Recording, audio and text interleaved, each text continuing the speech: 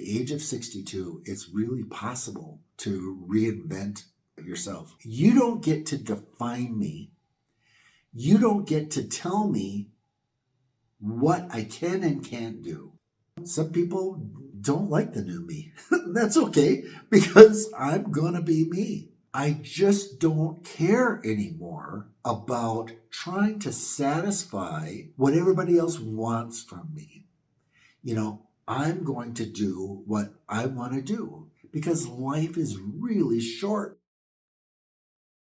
Last year, I was 62 years old. I was sitting in an arbitrator's office and negotiating my divorce. At that age, it's devastating. It's devastating for everybody involved. But you're looking at the life that you had been planning on, that last quarter of life that you have talked about for decades, right? And it's gone. So at one point, the arbitrator came back into the office, or he's going back and forth between offices, and he came back into the office I was in, and he said that, you know what the other attorney told me? No, this is as he's delivering me, the financial package that I'm going to have to somehow swallow. He said that the other attorney said, you know what? You're never going to be able to retire, and you're going to have to go find a new career. Okay, I'm 62. And I had this reaction, which I have still today, and that is, screw you. You don't get to do that to me. You don't get to define me. You don't get to tell me what I can and can't do. That moment was where I realized how much I have allowed people to define me my whole life. And I'm done with that. I'm going to define my own existence. I actually benefited from it because I reacted to it at a core level. I'm just not going to put up with it anymore. And so that moment has really kind of shaped my life since then. Well, let me go back to the beginning of how this all happened. So September, I was 61 years old, just a spry guy. I went to the doctor for a physical. Now, I would do that sporadically because I'm not a big fan of going to the doctor. I don't know anybody that is, at least guys. And this guy is great. He speaks to me in a way that I really need to hear it, okay? I've never really been diagnosed with problems. Well, this time there was high cholesterol, there was some blood pressure issues, there looked like an abnormality in my heart, and it just was a lot of stuff that I needed to take care of. So he's giving me a bunch of pills. And he also told me, I've got to lose some weight and, change some behavior that can improve my health. Well, I decided to first take the pills because, that's a lot easier. And within a couple of weeks, I was actually feeling better. And within a couple months, I decided to take on the other stuff and worked on the weight and gave up extraneous things like alcohol. Okay, so the difference in my attitude was like overnight. I suddenly felt a confidence that I haven't had ever in my life. And I was just really optimistic about what life would be. Well, anyways, a month later, I find out I'm getting divorced. So now I have a choice. And that choice is I can either go back to my old habits, which was not going to lead to a good path, or I could continue this trajectory. And so I decided that's what I'm going to do. I'm going to live healthy. I'm going to be single now. I had to leave the house. I had to go find a new place. And, I found a 2-bedroom townhome, and I've bought, used furniture and bought a table and 6 chairs. What am I going to do with that stuff? There's part of that transition where you're expecting that life is going to continue in the same way as it had been. Everybody cousins coming over for holidays, and, you're going to have this, you need this stuff. Well, It's not the way it works. What I was realizing was I had to go through a transitional period in getting accustomed to what it's going to be like to live alone conceivably for the rest of my life. That's sobering. It's a sobering thought. When you are accustomed to, for decades, coming home and there's another voice in the house, whether you wanted that voice or not, there was another voice. And I realized how quiet the house was.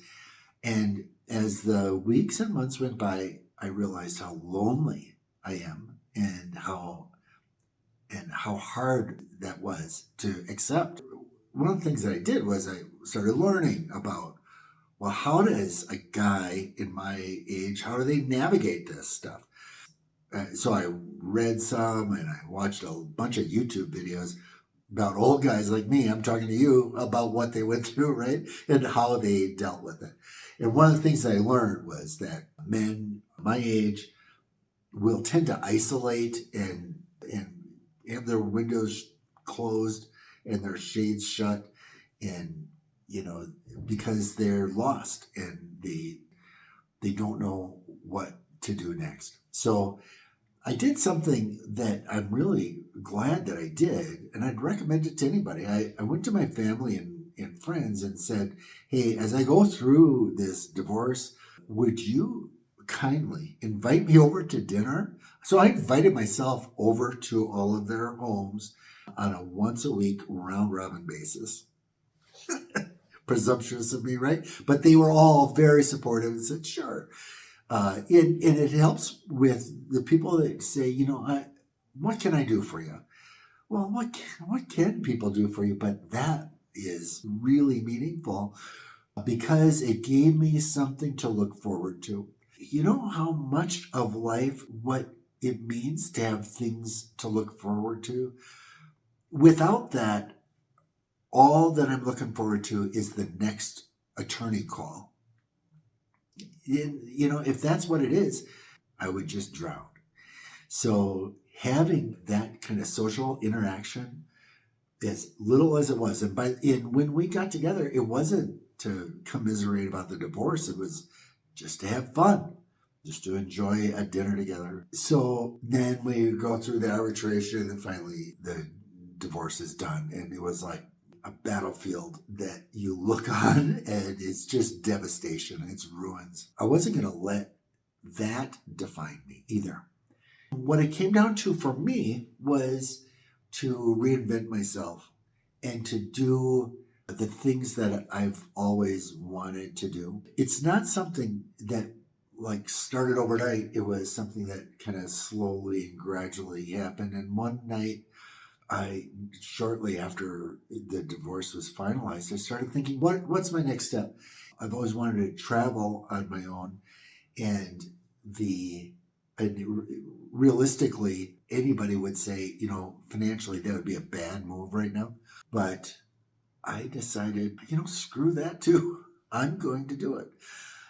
And I decided to fly to Mexico. And part of that was that I spent some time thinking, all right, so how am I going to ever retire? And I can retire in many places in the world on a lot less income than what I would need in the United States. And for me, that's great because that's what I want to do. And I know this is a ways off, but someday in the future, that's what I'm going to be able to do. So I want to start making that reality, right? And I didn't want to go to Puerto Vallarta, I wanted to go to real Mexico.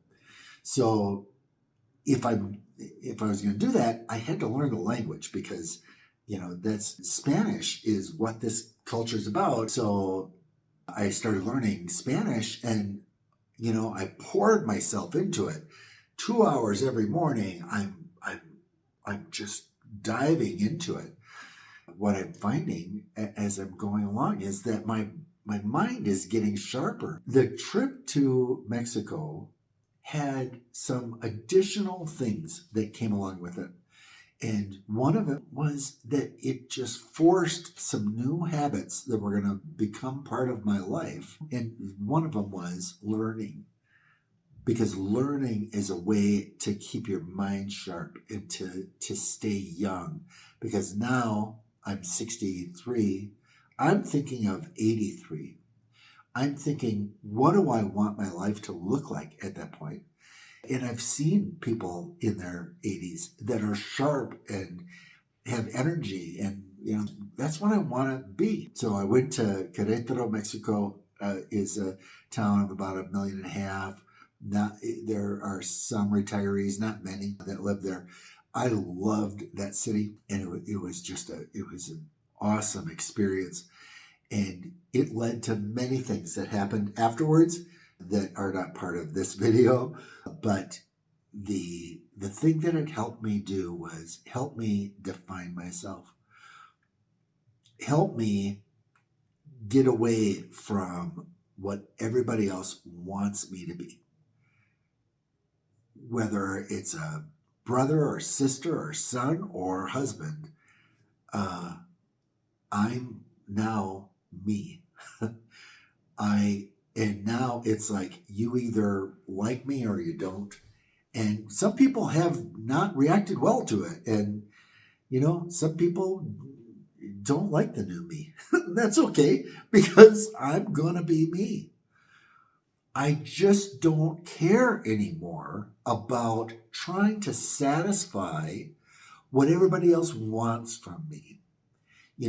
I'm going to do what I want to do, because life is really short and I'm not going to let it slip by. I guess the overarching thing that I think about is that at the age of 62, it's really possible to reinvent yourself. It's really possible to look at life straight in the eyes and just grab it and make something new, make a life that is going to be real to you. And so now I think, I've never been happier. And that's a big thing to say, right? And would I have ever said that during the divorce or sitting in that arbitrator's office? No. But that's what's resulted. I'm happier than ever before, and I'm more optimistic about my future than I've ever been. My life has become rich and new and something that I look forward to every day.